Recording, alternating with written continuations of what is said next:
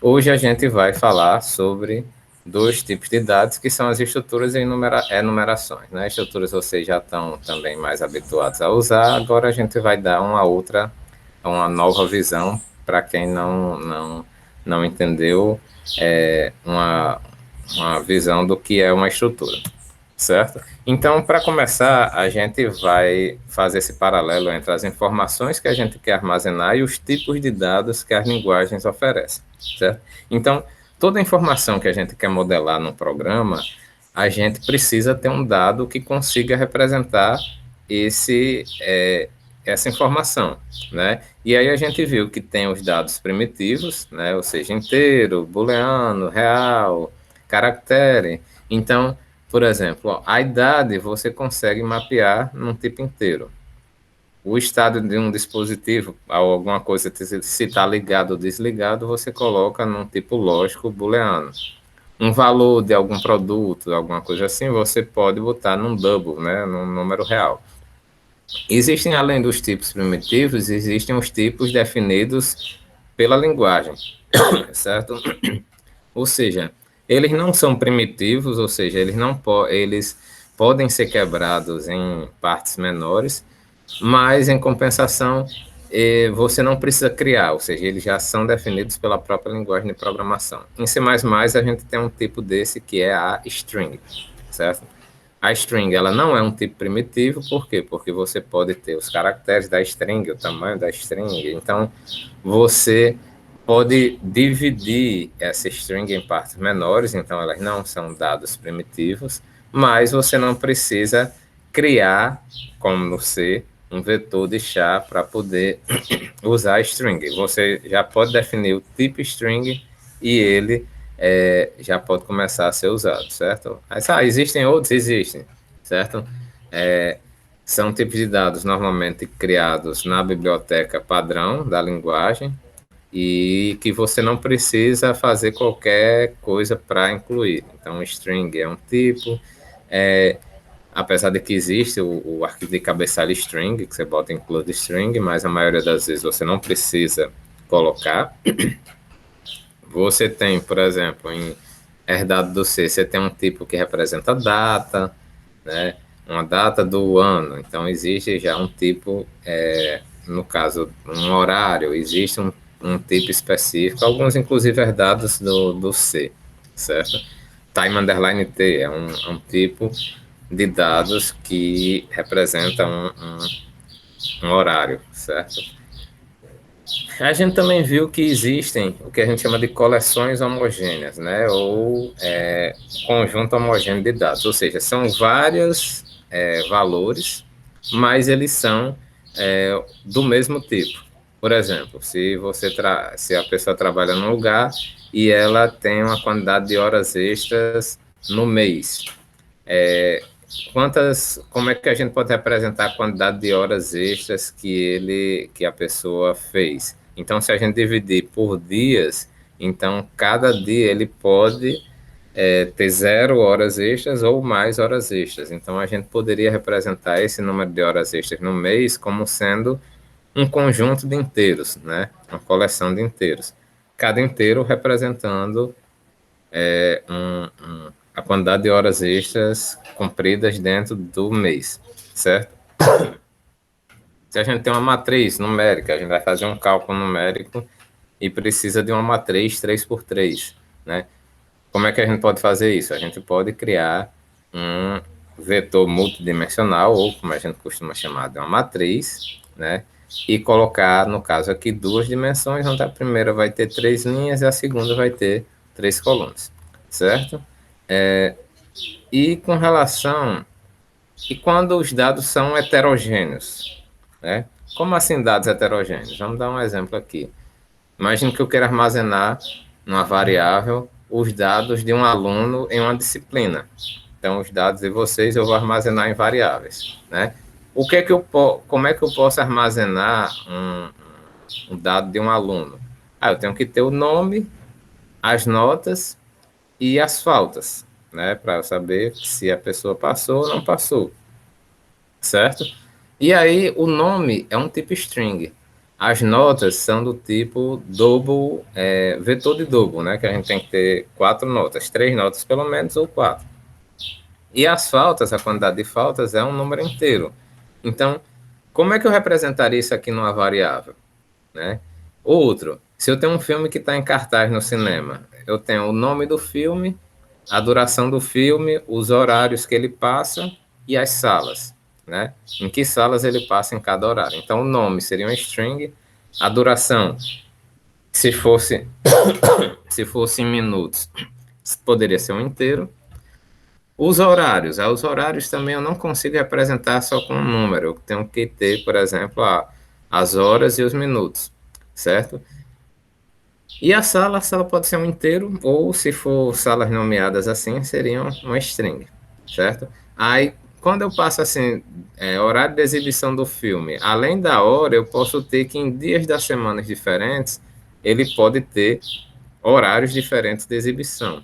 Então, nesse caso, eu tenho, além do horário com as horas e os minutos, eu também teria que ter alguma referência ao dia da semana. E aí, o dia da semana eu poderia colocar como string, né, a string, segunda, terça, quarta, quinta, sexta, sábado e domingo, ou poderia ter um código que representasse cada dia da semana, né? Ou seja, 0 para o domingo, 1 para a segunda, 2 para a terça e assim sucessivamente, né?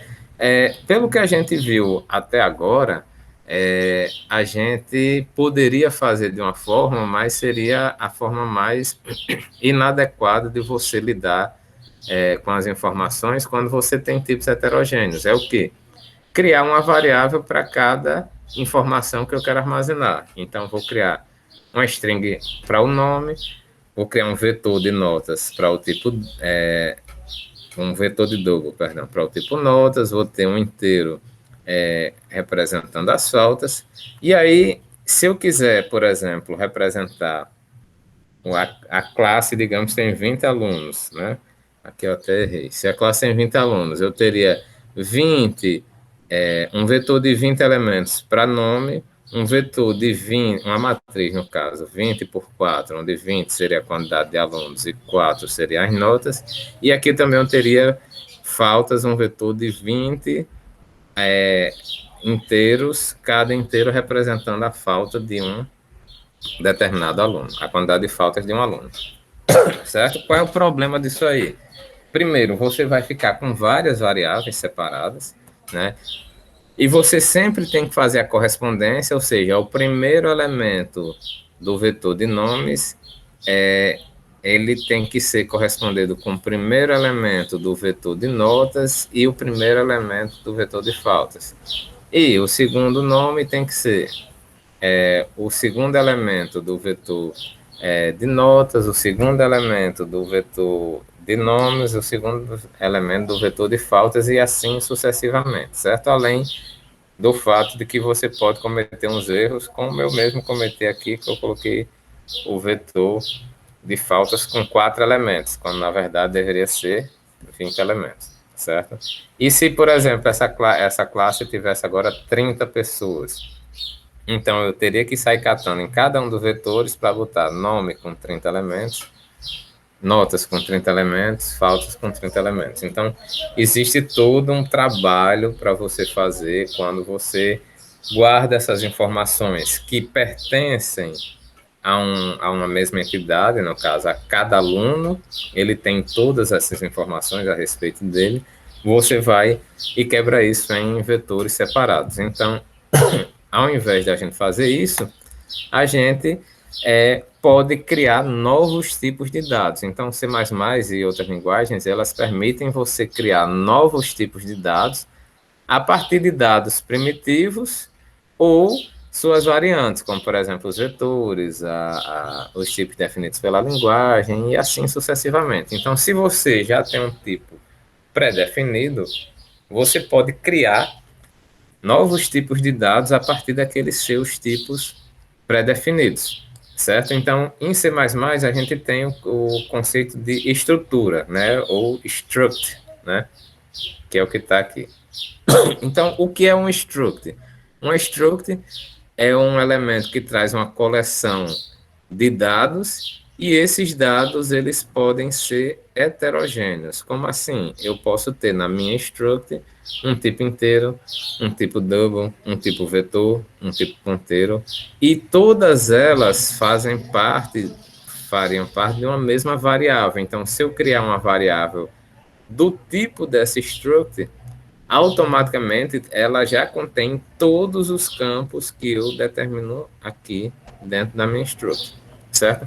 Mas, ao contrário de vetores, vetores a gente sabe que tem, eles são armazenados em ordem e a gente tem um índice para acessar, né? Na estrutura já é mais complicado você, digamos assim, associar o nome, a ordem dos campos que você definiu com um índice, primeiro, segundo, terceiro elemento da sua estrutura. Então, no caso das structs, ao invés de você ter um conjunto de elementos seguidos e você acessar por um índice, você tem um conjunto de elementos e você acessa eles através de um nome, que a gente diz que é o campo daquele string. Então, tem uma struct, aqui é a sintaxe, né?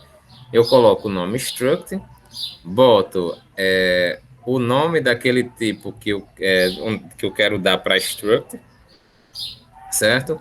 Abro chaves e depois eu vou colocar uma sequência de declarações contendo o tipo e o campo, o tipo e o campo, o tipo e o campo, onde cada elemento daquela struct ela vai conter todos aqueles campos de acordo com os tipos que você implementar.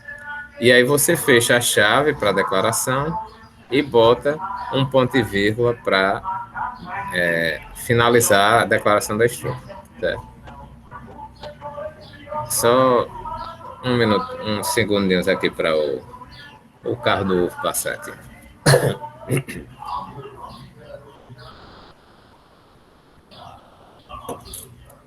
Parece que é de propósito, né? Parece que ele é algum aluno que vem assistir um pedaço da aula aqui, esse carro do ovo. Vamos lá. Então, toda struct que eu quero fazer, eu vou colocar nessa forma assim, struct, o nome desse novo tipo que eu vou criar, que é do tipo dessa struct, e aí abro chaves e o conjunto de campos, onde eu vou declarar várias variáveis, onde cada variável, na verdade, é um campo da minha struct, certo? Terminei de declarar a struct, fecho chaves e ponto e vírgula, certo? É essencial ter o ponto e vírgula, porque senão você vai ter erros de compilação, certo? Então vamos lá. Repetindo aqui, as estruturas em C++, cada dado da estrutura é mapeado em um campo com nome e tipo específico, então o tipo de C++ ele continua sendo estático, certo? Você declarou uma struct, você vai ter os tipos daquele de acordo com o que for declarado. Então aqui eu tenho uma struct aluno, certo? Eu tenho dentro da struct aluno um campo nome, um campo faltas e um campo notas com 4 elementos, sendo que nome sempre vai ser string, falta sempre vai ser inteiro, notas sempre vai ser um vetor de 4 doubles, certo? E cada variável do tipo aluno contém todos esses campos aqui, mesmo que não use.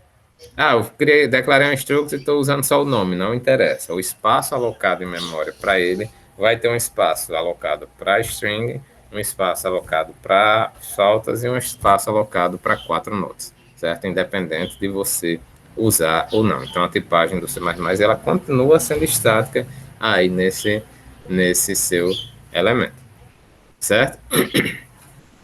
Beleza, a primeira parte de você usar um struct é você declarar, né? Aqui eu declarei. E agora como é que eu crio variáveis daquele tipo, certo? Então, uma vez que eu declarei o tipo, obviamente eu tenho que declarar o tipo antes de usar as variáveis, certo?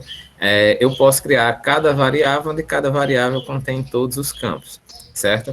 Como é que eu crio uma variável do tipo struct? Da mesma forma que eu crio qualquer variável, ou seja, eu coloco o tipo e depois o nome da variável que eu quero criar.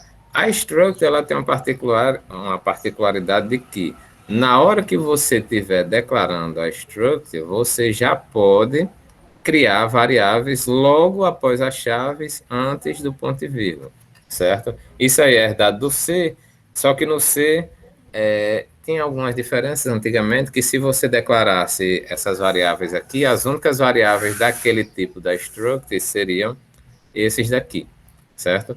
Enquanto no C++, tanto faz.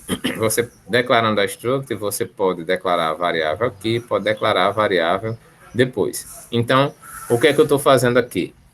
Criei uma struct chamada horário exibição.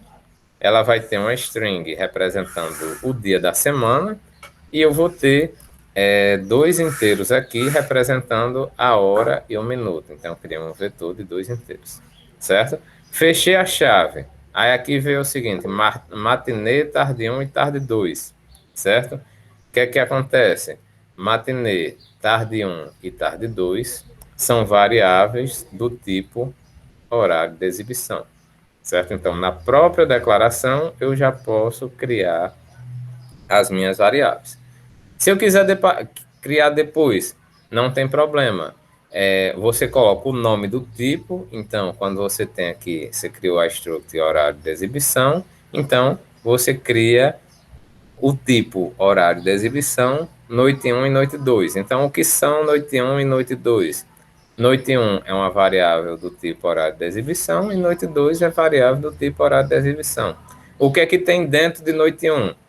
Uma string, dia da semana, e um horário, que são dois inteiros. O que é que tem dentro de noite 2? Uma string, dia da semana, e um vetor de dois inteiros representando os horários. E a string e o inteiro de noite 1 é completamente separada, dividida de noite 2, é separada de matinê, de tarde 1. Então, cada uma dessas variáveis contém seu próprio dia da semana e seu próprio horário de exibição. E aí, como é que eu faço para acessar um campo dessas minhas variáveis? Eu posso fazer na própria inicialização, eu posso inicializar da mesma forma como eu inicializo um vetor, usando a notação de chaves. Então, aqui, por exemplo, eu tenho essa minha struct horário de exibição. Aí eu posso fazer o seguinte, então, matinê vai receber, aí abro chaves, uma string segunda, vírgula, um vetor de dois elementos inteiros, que é 12 e 45. Então, ele vai pegar esses campos aqui e vai jogar dentro da struct. O primeiro campo vai ser o dia da semana e o segundo campo vai ser esse vetor de dois elementos aqui, certo? Então, ele vai copiar esse conteúdo para cá. Se eu quiser acessar cada campo da minha variável individualmente, eu uso o operador ponto, certo? Então, aqui eu criei essa variável tarde 1. Então, eu quero dizer que o dia da semana de tarde 1 vai ser domingo. Então, como é que eu faço? Eu boto o nome da variável, ponto, o nome do campo que eu quero acessar. Então, tarde 1, ponto, dia da semana, vai receber a string domingo, certo? Outro que está escondido aqui. Se eu quiser exibir o primeiro horário de tarde 1, eu boto cout, tarde 1, ponto, horário índice 0. Então, cada struct dessa, ela vai ter todos os campos. Então, eu vou ter matinê, ponto, dia da semana, é diferente de tarde 1, ponto, dia da semana. Por quê? Porque o dia da semana, o primeiro é de matinê e o segundo é de tarde 1. Certo? Para a gente concluir aqui os assuntos, existe também um outro tipo de dado, além das structs, que a gente sempre usa, chamada enumerações. O que é enumerações? Quando eu tinha falado lá sobre os dias da semana, os dias da semana podia ser segunda, terça, quarta, quinta, como strings, mas a gente também poderia colocar um código. Então, por exemplo, 0 para domingo, 1 para segunda, 2 para terça e assim sucessivamente. Se a gente fizer essa questão dos códigos, a gente provavelmente faria alguma coisa desse tipo aqui. Int aluno vai receber 1, professor vai receber 2, uma outra pessoa vai receber 3, etc. Certo? Aí o que é que a gente vai, o que é que a gente pode fazer? A gente pode substituir esse conjunto de elementos aqui por um novo tipo, onde esse tipo ele vai receber um valor dentro de um conjunto enumerado, ou seja, de um conjunto determinado. Então, isso aqui a gente chama em C++ de enumerações, ou enum, certo? O que é um enum? Você bota o nome enum, bota o nome da enum e você bota aqui o valor, que é os valores que elas podem receber, certo? Então, e uma vez que você declara o enum, ela funciona como um novo tipo de dado, como os outros que você já fez. Então, por exemplo, aqui, enum tipo de sessão.